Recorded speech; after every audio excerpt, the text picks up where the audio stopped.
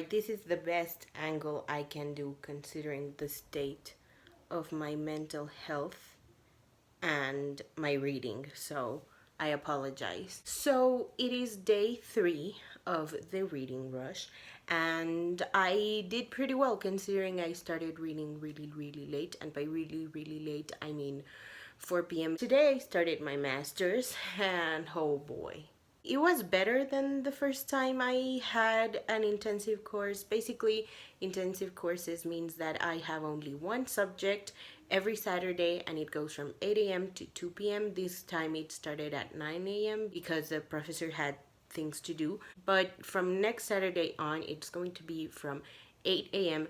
to 2 p.m. And I don't know what to do with myself. I cannot sit in my somewhat uncomfy chair for 6 hours straight. It's not 6 hours straight, like we do have breaks, but I'm not into it. I do enjoy that I can wake up a full hour later than what I used to wake up when the classes were at the university, but still, I'm not into 6 hour long classes. Anyway, before the class started, I was still listening to The Glass Castle by Jeanette Williams. And then I got super fucking uncomfortable. So then the maternal grandma dies, she leaves them their money, but the parents end up spending it all because they don't know how to budget and they're also selfish as fuck, so whatever. And one thing led to another, and they end up at the paternal grandmother's house. The grandmother is a bitch. She is really rude. She's also a creep.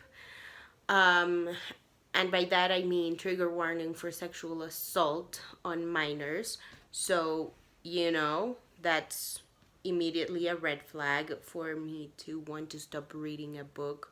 Regardless of whether it's fiction or not, I just do not do well with pedophilic content. It's just not something I'm comfortable reading regardless of the context. I don't want to read about it, whether it's well explored or not. I'm just not interested.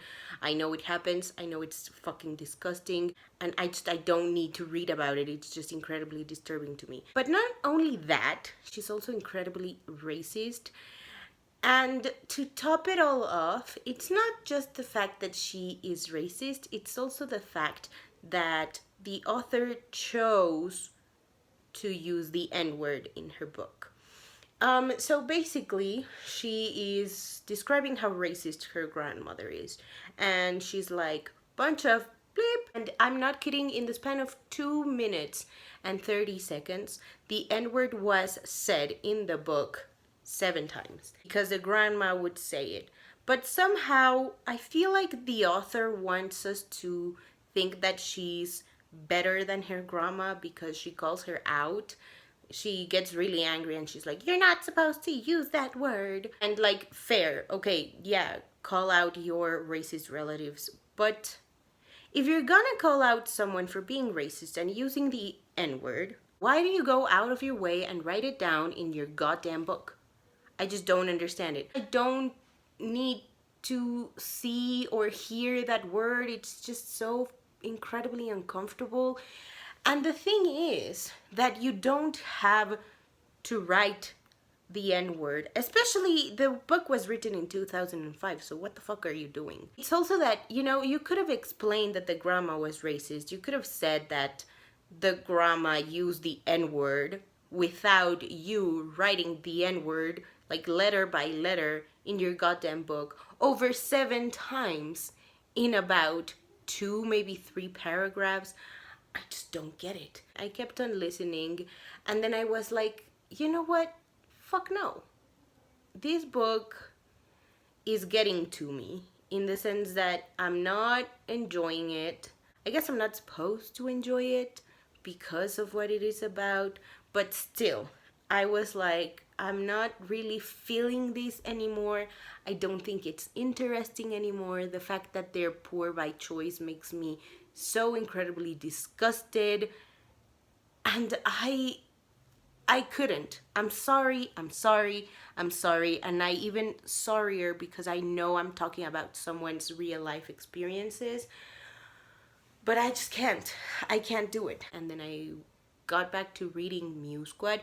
It's getting more and more interesting. We finally know what the precise mission is, I guess you could say. I don't know how to explain it, but there's been a lot of build up, and finally on chapter 10, maybe 11, we get the sense that the book is going to pick up and not stop until the bleep hits the fan. I feel weird cursing when I'm talking about a middle grade book. So anyway, that's really interesting. Again, I assume that something really, really bad, not good, absolutely terrible, horrible thing is gonna happen. And I'm not ready for my heart to be broken. But I know it's inevitable, and I also really want to finish this book this weekend. So I'm gonna push through, and if my heart is broken, I will let you know. And then this happened.